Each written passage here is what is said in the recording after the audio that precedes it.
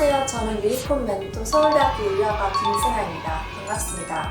지금부터 저와 함께 서울대학교 의료학과 학과 정보에 대해서 탐색을 해보도록 하겠습니다. 유니콘 멘토 멘토링이 앞으로 여러분들의 진학을 결정함에 있어서 많은 도움이 되기를 바라겠습니다. 감사합니다. 일단 서울대학교 의료학과는 서울대학교 생활과학대학이란 단과대학 안에 속해 있는데요. 의료학과는 문이과 통합으로 지원을 해서 학생들이 들어오기 때문에 문과나 이과 한쪽에만 치우쳐지지 않고 여러분들이 할 수 있는 다양한 거를 해볼 수 있는 그런 전공입니다. 그래서 우리가 총 가장 크게는 세 가지를 할 수 있을 것 같은데요. 첫 번째는 이제 의류 디자이너가 될 수 있는 그런 디자인 수업을 들을 수도 있고, 그리고 의류 마케팅을 하는 그런 MD나 그렇게 마케팅 분야로 뻗어나갈 수 있는 수업들을 들을 수도 있고요. 그리고 우리가 이제 이과 부분에서는 의류 섬유 실험 같은 그런 과학 수업도 들을 수 있는 그런 전공입니다.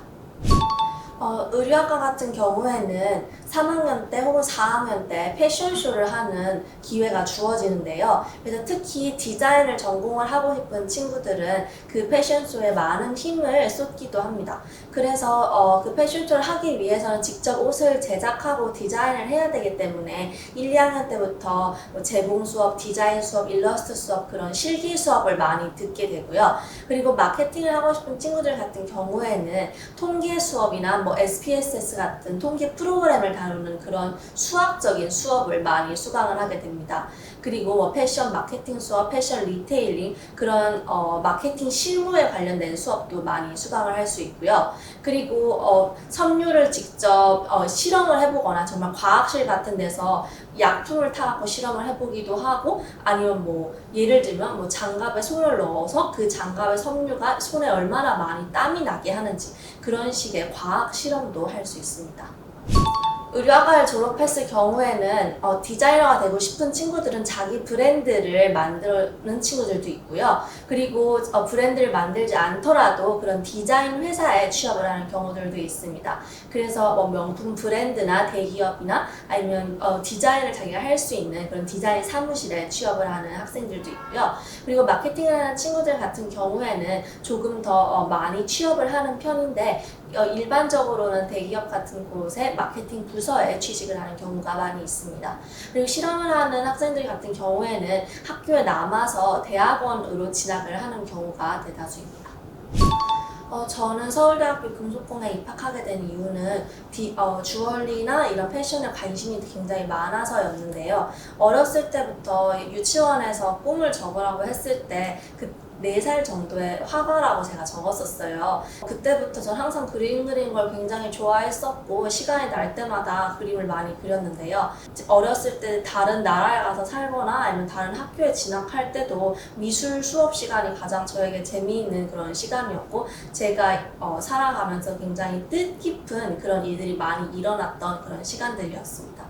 그래서 전 자연스럽게 중고등학교 때 정말 진로를 결정하는 순간들에도 항상 디자이너나 화가 그런 류의 직업군을 적었었고요. 특히 고등학교 올라가가지고 이제 대학교 전공을 정하는 그런 순간들이 닥쳐왔을 때도 미대 속에 있는 그런 디자인 학과들을 굉장히 많이 찾아보고, 제가 가장 잘할 수 있는 분야가 무엇인지 탐색을 하는 시간을 많이 가지게 되었습니다.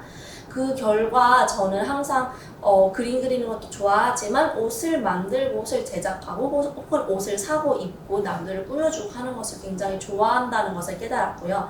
그래서 저는 서울대학교 금속공예과에 입학을 해서 이제 주얼리 디자인을 하는 일을 하고 싶었고, 그리고 금속공예 입학 후 의류학과를 복수 전공을 하면서 의류 디자인까지 겸해서 전공을 하게 되었습니다. 저는 2016학년도에 서울대학교 미술대학을 수시로 입학을 했는데요. 당시에는 서울대 미술대학은 100% 수시 전형밖에 없었기 때문에 1차는 실기 100%, 2차는 이제 수능 최저 등급, 그리고 3차는 면접과 기타 등등 생활기록부 같은 거를 보는 그런 전형, 수시 종합 전형으로 입학을 하게 되었습니다. 일단 제가 봤던 전형은 1차 100% 실기였는데요. 그 실기에서는 이제 2절지 정도 사이즈의 종이를 주고 8B 연필이 제공이 되었었어요. 그래서 정말 많은 학생들이 그 실기를 보기 때문에 학교 내에서 학생들을 실기 시험을 칠 수 있는 공간이 없어서 일산 킨텍스까지 가서 엄청나게 큰 전시 공간에서 시험을 보게 되었었는데요. 그 2절지 안에 4시간 동안 주어진 2개의 문제를 푸는 그런 실기 시험이었습니다. 그 문제를 예시로 드리자면 첫 번째 문제는 인간과 생활용품과의 관계를 기르시오. 두 번째 문제는 손과 공구와의 관계를 그리시오라는 문제였습니다. 그래서 기본적으로 공예과는 공예라는 것에 대한 특성을 잘 이해를 하고 그리고 그것을 어떻게 그림으로 표현하는지에 대해서 그런 이해도랑 그리고 출제자의 의도를 잘 파악하는지 그걸 중점적으로 평가를 하신 것 같고요. 그리고 수능 최저등급 같은 경우에는 서울대는 3과목 3등급을 각각 3등급을 맞춰야지 최저등급을 통과할 수 있었습니다. 서울대학교 면접장은 굉장히 화기애애한 분위기였는데요. 교수님들도 굉장히 학생들에게 편안하게 질문을 해주시고 학생들도 편안하게 대답을 할 수 있는 그런 환경이 조성되어 있어서 부담 없이 자기가 할 수 있는 능력을 최대한 발휘하고 나올 수 있었는데요. 자기가 시험장에서 그린 그림이 그 자기 옆에 걸려 있고 당연히 그 그림에 대해서 설명을 하고 그리고 자기 생활기록부 혹은 자기소개서 같은 부분에서 교수님들께서 인상 깊었던 부분을 저에게 질문을 해주시면 답변을 하는 그런 시간을 가지게 되었습니다. 약 10분, 15분가량 동안 면접을 봤고요. 교수님들도 굉장히 반응을 잘 해주시고 많이 웃어주셔서 저도 편하게 면접을 봤던 기억이 있습니다. 저는 전체적인 공부 비법이 크게 2가지가 있었는데요. 첫 번째 비법은 여러분들이 많이 들어보셨겠지만 짜투리 시간을 많이 이용하는 거였는데요. 저는 고등학교 통학 시간이 굉장히 길었기 때문에 제가 길거리에서 보내는 시간이 굉장히 많았어요. 그래서 여러분들이 이제 많이 보시겠지만 집에서도 뭐 영어나 사회 같은 인강을 귀에다 계속 꽂고 노래 듣듯이 계속 들으면서 스스로에게 약간 스토리텔링처럼 그거를 듣는 시간을 짜투리 시간에 많이 활용을 했고요. 그리고 두 번째는 제가 오답노트 활용을 조금 잘했다고 생각을 해요. 저는 여러분들이 과목별로 문제집이 굉장히 많잖아요. 근데 저는 문제집 권수를 많이 풀기보다는 제가 제일 마음에 드는 문제집 한 권을 7번씩 풀었어요. 그래서 첫 번째부터 6번째까지는 이제 공책의 문제를 풀면서 내가 맞았는지 틀렸는지 확인을 하고 그리고 보통 오지선다 문제니까 1번이 답이라면 2번부터 5번까지 왜 답이 아닌지에 대해서 고칠 수 없으면 틀린 문제라고 생각을 해서 틀렸다고 생각을 하고 그렇게 6번을 풀고요. 마지막 7번째는 이제 드디어 문제집에다 직접 문제를 풀면서 맞고 틀리고 채점을 해봤습니다. 그리고 거기서 틀린 문제는 노트에 붙여서 시험장에 가져갔는데요. 그 얇은 노트 한 권에 전 과목을 전 다 담아서 가져갔었어요. 그래서 저도 수능장에서도 그 노트 한 권이랑 도시락 딱 2개만 들고 수능장에 갔는데요. 그게 굉장히 자기가 뭘 아는지 모르는지 정리를 하기 좋은 방법이라고 생각을 해서 오답노트를 활용을 하였습니다. 그래서 내신 때는 오답노트를 만든 다음에 시험 전날 3일 전부터는 오답노트만 공부를 했었고요. 수능도 오답노트 만든 다음에 일주일 전부터는 오답노트랑 개념노트만 공부를 했었습니다. 국어는 사실은 이게 암기도 중요하지만 독해나 이렇게 속도를 맞추는 게 전 제일 중요하다고 생각을 해서 꾸준하게 매일매일 문제 푸는 게 중요하다고 생각을 하고요. 특히 국어는 수능날에도 아침에 시험을 보기 때문에 아침에 내가 얼마나 긴 지문을 읽을 수 있는지가 전 중요하다고 생각을 해서 매일 아침에 학교에 등교를 하면 이른 시간에 비문학이나 문학을 몇 개의 지문씩 자기가 정해놓고 푸는 것이 공부 방법에 도움이 된다고 생각을 합니다. 그리고 수학 같은 경우에는 시간이 길지만 그게 풀이 과정 같은 게 시간이 또 오래 걸리는 문제들이 분명 있기 때문에 그런 어려운 문제의 시간을 조금 더 쏟고 그리고 쉬운 문제는 빨리빨리 풀 수 있도록 자기가 난이도가 높지 않은 문제에서는 조금 더 빨리 풀 수 있는 그런 속도를 높이는 방법이 저는 가장 중요하다고 생각을 했습니다. 영어 같은 경우에는 듣기랑 읽기가 나눠져 있는데 그것을 한 번에 짧은 시간 내에 풀 수 있는 그런 약간 스킬이 필요하다고 저는 생각을 하는데요. 영어는 아무래도 모국어가 아니다 보니까 평소에 단어를 많이 외우고 평소에 영어를 많이 듣고 많이 접하는 게 전 중요하다고 생각을 해요. 그래서 인강 같은 걸 듣더라도 한국 선생님이 설명을 해주시는 거는 필기를 하되 선생님이 말하시는 그런 영어적인 표현들이나 영어적인 부분들을 많이 암기를 하는 것이 자연스럽게 영어 수능을 접하고 영어를 풀 수 있는 방법이 될 거라고 저는 생각을 합니다. 실기 부분에서는 사실은 예체능을 하는 친구들은 실기를 하는 시간이 굉장히 길다고 저도 알고 있어요. 저도 굉장히 많은 시간을 실기 학원에서 보냈는데요. 그 실기 학원에 앉아있는 시간은 사실은 우리가 그림 그리는 시간도 있지만 아이디어를 짜고 생각하는 시간도 굉장히 길잖아요. 그 시간을 사실은 헛되이 보내지 않는 게 대학에 잘 입성을 하는데 되게 중요한 그런 부분이라고 생각을 합니다. 그래서 미술학원에 있는 시간이 자기가 공부해서 쉬는 시간이기보단 자기 전공에 대해서 실기 능력을 더 쌓고 자기 기초 소양을 더 쌓는 그런 시간이라고 생각을 하고 아이디어를 짜는 시간도 하나하나 허투루 보내지 않으면 좋을 것 같습니다. 저는 국어가 사실은 제일 어려웠는데요. 1, 2학년 때는 국어가 모의고사 1등급이 계속 나와줬었는데 3학년 1학기 3월 모의고사를 봤을 때 국어가 4등급이 나왔었어요. 처음에 사실 너무 충격을 받고 제가 어디서부터 뭘 잘못 풀고 있었는지에 대해서 분석을 했었는데요. 그래서 제가 비문학의 어떤 지문을 읽는 게 굉장히 많은 시간이 걸리고 제가 거기에 들어있는 모든 정보를 다 읽어야 된다고 생각을 했다는 것을 깨달았습니다. 그래서 평소에 그 3월 모의고사 이후에는 아침마다 비문학을 2지문씩 꼭 풀면서 속독을 하고 어떤 내용이 중요하고 어떤 내용이 반드시 기억할 필요는 없는 내용인지를 조금 더 분석을 해가지고 비문학 문제까지 다가가는 그런 스킬을 좀 습득하려고 했고요. 그 결과 6월 모의고사, 9월 모의고사 수능에선 전부 1등급이 나왔기 때문에 아침마다 꾸준하게 어떤 자기가 부족한 부분을 푸는 것이 굉장히 중요하다고 생각을 합니다. 그리고 문법 같은 경우에는 암기를 하면 충분히 다 맞을 수 있는 부분이라고 생각을 해서 초반에 조금 점수가 안 나오더라도 3학년 때 혹은 2학년 때, 1학년 때 꾸준히 공부를 해놓는다면 나중에 큰 문제 없이 할 수 있는 부분이라고 생각합니다. 일단 서울대학교 자기소개서 같은 경우에는 전체적인 어떤 스토리텔링이 전 중요하다고 생각을 해요. 그래서 여러분, 제가 항상 제가 가르쳤던 학생들에게도 얘기를 하지만 교수님들이 여러분을 바라보는 입장, 고3으로서 바라보는 것이지 어떤 많은 것을 이루어놓은 사람으로 바라보는 것은 아니라고 저는 생각을 합니다.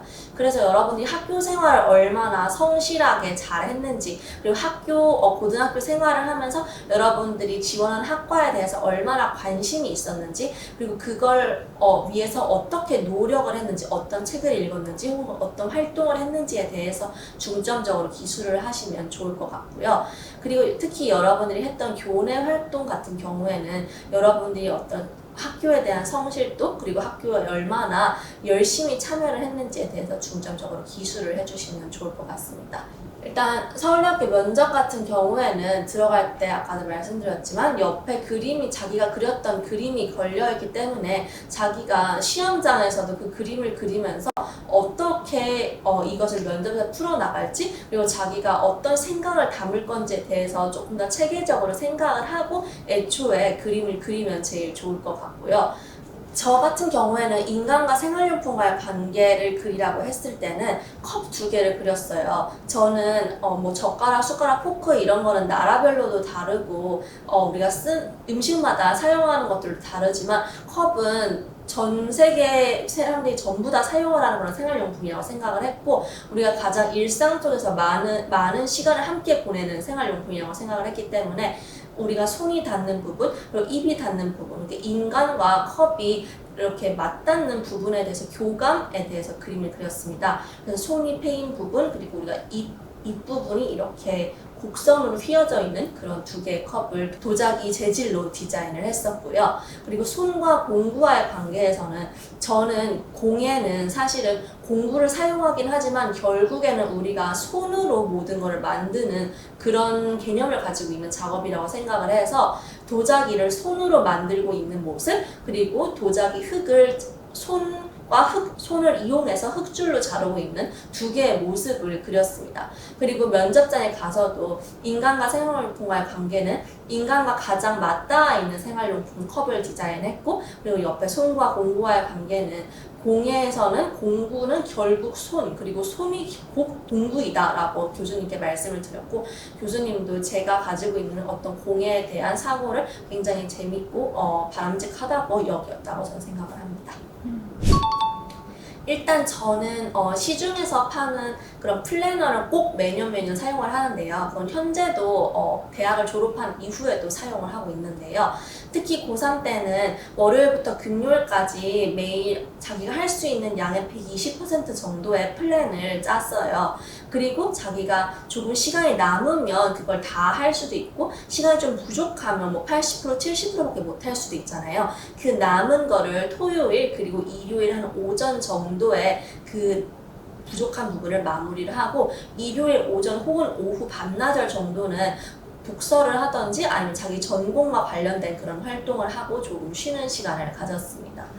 그리고 꿀팁 같은 경우에는 저는 항상 우리는 특히 중고등학교에서 하는 공부는 어떤 목적을 가지고 하는 공부들이 많이 있잖아요. 수능 혹은 뭐 중간고사, 기말고사. 그래서 저는 항상 공부를 하는 과정에서도 그 시험장과 같은 환경에서 공부를 해야 된다고 저는 생각을 했어요. 그래서 저는 수능 날에도 항상 입고 공부하던 교복을 입고 수능장을 갔었고, 저는 항상 긴장을 하면 소화가 잘 안 되는 편이기 때문에 수능날 제가 스팸 주먹밥을 되게 좋아하는데, 수능날 싸갈 스팸 주먹밥을 10월에 급식 신청을 하지 않고 10월, 11월 한 달 반 정도 동안 같은 시간에 같은 밥을 40일 정도 동안 먹었던 기억이 있습니다. 일단 저는 중고등학교 때 진로에 대한 선택을 하는 데서 되게 많은 고민이 있었어요. 이제 미술을 하는 게 어떻게 보면 조금 특이한 그런 진로이기 때문에 부모님과 또 많은 얘기를 했어야만 했고, 그리고 저도 인문계 중학교, 인문계 고등학교를 나왔기 때문에 선생님과도 되게 많은 대화가 필요한 그런 전공이었습니다. 그래서 주변에 또 제 가족 중에서 미술을 하는 사람이 없기 때문에 좀 미지의 세계여서 저에게는 제가 미술을 하고 싶지만 과연 이게 하는 게 맞을까? 그리고 졸업하면 뭐하지? 대학은 갈 수 있을까? 그런 좀 근본적인 질문을 스스로에게 많이 던졌고요. 그리고 잘 모르는 세계이다 보니까 주변에 어떤 고민을 나눌 수 있는 사람이 없었던 게 가장 큰 고민거리였던 것 같습니다. 하지만 요즘에는 특히 더 뭐 인스타그램이나 뭐 네이버 같이 그런 좋은 인프라들이 많이 있기 때문에 충분히 검색을 통해서도 많은 정보를 좀 얻어갈 수 있을 것 같고요. 특히 이제 뭐 인스타그램 같은 경우에는 거기에서 활동하고 있는 예술 작가들이나 아니면 뭐 유튜브에서 활동하는 작가들도 있고, 그런 사람들의 작업을 보면서 이런 전공을 하면 어떤 방식으로 미래에 작업을 하고 나아갈 수 있겠다라는 어떤 대략적인 그림 정도는 그려볼 수 있을 것 같아서, 여러분들이 많은 고민을 하고 자기에게 정말 맞는, 미술도 여러 가지 전공이 있기 때문에 그 안에서 가장 맞는 전공을 찾는 고민을 하는 과정이 절대 헛된 시간이 아니라고 저는 생각을 합니다. 일단 서울대학교 특히 1차 합격 통보를 받을 때는 그게 저희가 경쟁률이 100대 1 정도 됐기 때문에 정말 많은 학생들이 접속을 해요, 홈페이지에. 그래서 저도 전년도에 사람들이 홈페이지 접속을 못하는 어떤 상황을 봐가지고 좀 더 빨리 접속을 하기 위해서 PC방에서 30분 정도 기다렸었어요. 근데 제가 게임을 딱히 하진 않기 때문에 PC방에서 딱히 할 일이 없이 주변에 수많은 게임 소리와 함께 가만히 이렇게 앉아 있었거든요. 그리고 이제 떴다는 발표를 듣고 클릭을 해가지고 들어가는데 정말 거기 1차 합격이라는 게 딱 떠있는 순간 정말 너무 기분이 좋아가지고 엄청 울었던 기억이 있어요. 그래서 집에 가서도 엄마한테 엄마 나 서울대 1차 합격을 했다. 이제 수능 보고 면접장에 가면 된다. 라고 말했더니 엄마도 이제 남은 거 잘 준비하자 라고 말씀을 해주셨고요. 그리고 저는 수능은 최저점검을 충분히 맞출 수 있는 상태였기 때문에 2차는 크게 문제가 되진 않았고 면접장에 갔을 때 약간 본능적으로 느낌이 조금 오긴 했었어요. 교수님들이 제 말에 되게 반응을 잘 해주시고 제 말이 맞다 뭐 그렇게 많이 대답을 해주시고 저에게 좀 깊이 있는 질문들을 많이 해주셔가지고 교수님들이 저에 대해서 많이 궁금해 하시는구나, 저에 대해서 조금 더 알아가고 싶어 하시는구나 라는 생각이 조금 들어서 나와가지고 어머니께도 잘 면접을 치르고 왔다, 그리고 다다음 주 정도에 합격이 발표가 나오니까 한번 기다려보자 라고 말씀을 하셨고, 그때는 이제 경쟁률이 사실 2대1, 3대1 정도밖에 안 되기 때문에 집에 노트북으로 합격자 발표를 하기는 했는데요. 그때 서울대학교 최종 합격을 했다 하고 자기 수험번호랑 이제 학생증 번호 같은, 예비 학생증 번호 같은 게 딱 뜨는 순간 제 엄마의 동문이 되었다? 라는 생각이 제일 먼저 확 들면서 되게 기분이 좋았고, 아버지도 일하고 계시는데 제가 합격했다는 소식을 듣고서는 되게 과묵하신 분인데 너무 기쁘다고 소리를 지르셨어요. 일단 이 부분은, 첫 번째 부분은 서울대학교의 가장 큰 장점이랑 좀 연결이 될 수 있을 것 같은데요. 전 항상 제가 가르쳤던 학생들이 대학을 진학할 때도 당연히 더 중요한 옵션들이 있지만 그 하나의 옵션은 좀 캠퍼스가 아름다운 학교를 선택하는 게 여러분들의 대학 로망을 좀 이룰 수 있는 좋은 부분이라고 말을 해줘요. 근데 특히 서울대학교 같은 경우는 캠퍼스가 엄청 크기도 하고 자연도 많고 되게 공기도 좋고 해서 제가 이렇게 어떤 아름다운 캠퍼스에서 대학 생활을 보낼 수 있고 진짜 풀밭에 친구들이랑 누워서 밥을 먹을 수 있고 그런 환경이 주어진 거에 대해서 굉장히 감사를 하면서 학교를 다녔었고요. 그리고 두 번째는, 여러분들이 이제 평범한 중고등학교 생활을 했다면 되게 주어진 과제를 열심히 하고 선생님이 하라는 거를 열심히 하고 시키는 거를 열심히 하는 그런 생활을 많이 했을 거라고 저도 생각을 해요. 저도 그렇게 중고등학교 생활을 보내왔고요. 근데 이제 막상 대학에 가면 갑자기 내가 모든 거를 결정해야 되고, 제가 직접 시간표를 짜고, 내가 월요일에 학교를 안 갈 수도 있는 거고, 매일매일 학교를 갈 수도 있는 거고, 저녁 8시에 수업이 끝날 수도 있는 거고, 정말 자기가 자유롭게 모든 걸 할 수 있거든요. 처음엔 그 자유가 약간 무서웠고, 이렇게 많은 자유가 주어지는데 내가 뭘 잘못하면 어떡하지? 그런 생각이 조금 먼저 앞서긴 했는데, 나중엔 자기 인생을 직접 그렇게 설계를 하고, 그렇게 설계를 하는 과정에서 나랑 제일 친한 친구와 나도 다른 길을 갈 수 있다? 그런 좀 재미있는 부분에 대해서 즐기면서 대학 생활을 할 수 있었던 것 같습니다. 저는 대학 생활 중에 가장 뜻깊었던 것은 제가 서울대학교 미술대학 학생회장이었었는데, 그때 이제 같은 미술대학 학우들을 위해서 좀 복지에 대해서 제가 많이 신경을 쓸 수 있는 환경이 주어졌다는 거에 대해서 되게 뜻깊은 1년을 보냈던 것 같고요. 그래서 학생들이 이제 아무래도 저도 제가 직접 체감을 하고 느낀 부분이었는데, 재료비가 굉장히 많이 드는 전공이잖아요. 근데 그 재료가 다 쓰지 않고 남는 경우도 있거든요. 그래서 그런 재료를 서로 좀 사고 팔 수 있도록 재료 플리마켓을 열었고, 그리고 서울대학교 같은 경우에는 부지가 굉장히 큰 만큼 정말 많은 식당들이 있기 때문에 여러분들이 매 끼니 다른 메뉴를 먹을 수 있고요. 그리고 학생회관 식당에 가면 아침 저녁이 1,000원이기 때문에, 특히 아침이 1,000원의 아침밥이라고 되게 가성비가 좋은 급식이 나와요. 그것도 굉장히 맛도 있고, 그리고 그 학생회관에서 파는 한 3,500원 정도 되는 학식의 양념치킨이 굉장히 맛있는데 리필도 가능합니다. 그래서 서울대학교 안에는 굉장히 많은 인프라들이 갖춰 있어요. 여러분들이 연구를 하고 싶다면 연구를 지원해주는 프로그램도 있고, 여러분들이 갑자기 3D 프린팅을 하고 싶다 하면 서울대학교 공대에 올라가면 거기 아이디어 팩토리 안에 여러분들이 사용할 수 있는 3D 프린터도 있어요. 그리고 서울대학교의 가장 큰 자랑인 중앙도서관과 관정도서관에는 정말 여러분들이 가지고 싶은 모든 책이 다 아마 구비되어 있을 거고요. 관정도서관 도서관 6층에 올라가면 멀티미디어실이 있는데 그 멀티미디어실에는 1인 영화관도 있고 뭐 2인, 3인 영화관, 그래서 친구들과 같이 영화를 볼 수 있는 그런 장소도 마련되어 있습니다.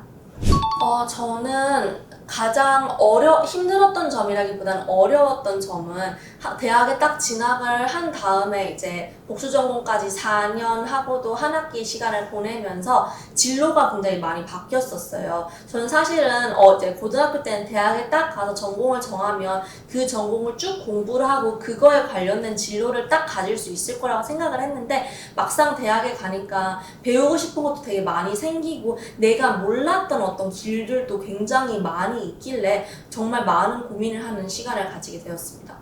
아무래도 저는 금속공예과랑 의류학과 전공을 했기 때문에 처음에는 이제 뭐 주얼리 디자이너, 그런 패션 디자이너가 굉장히 되고 싶었는데 이제 조금 세월이 지나면서 여러 가지 일들을 해보면서 제가 미술관에서 일을 굉장히 많이 했었거든요. 그러다 보니까 뭐 아트 딜러나 어떤 미술 경영에 대해서 관심을 가지게 되어서 그 분야에 대해서 조금 공부를 하다가 또 새로운 공부를 여러 가지를 하다 보니까 제가 잠시 미국에 다녀오면서도 이제 조금 더 생각이 바뀌고 그리고 의류학과 패션쇼를 하면서도 다시 좀 패션 계열에서 일을 하고 싶다는 생각을 좀 하게 되었어요.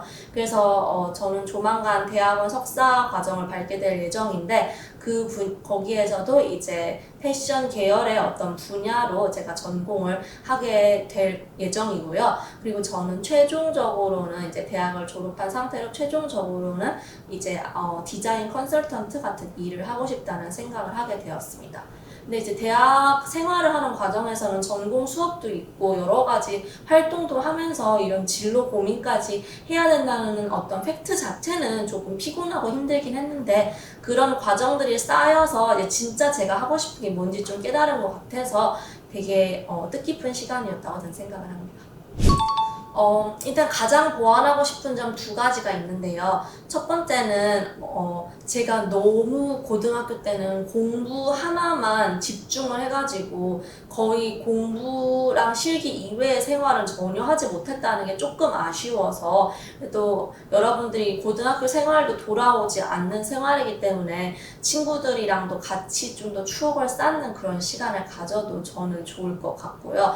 그리고 2번째는 저는 되게 아까도 말씀드렸지만 진로에 대해서 고민을 굉장히 많이 했었는데 그 고민을 고통스러워하지 않았으면 저도 더 좋았을 것 같다는 생각을 해요. 그런 고민도 여러분들이 계속 해나가야 하는 것들이기 때문에 앞으로도 계속 그런 것들을 좀 더 즐길 수 있는 편안하고 넓은 마음가짐을 가지고 고등학교 생활을 지내셨으면 좋겠습니다.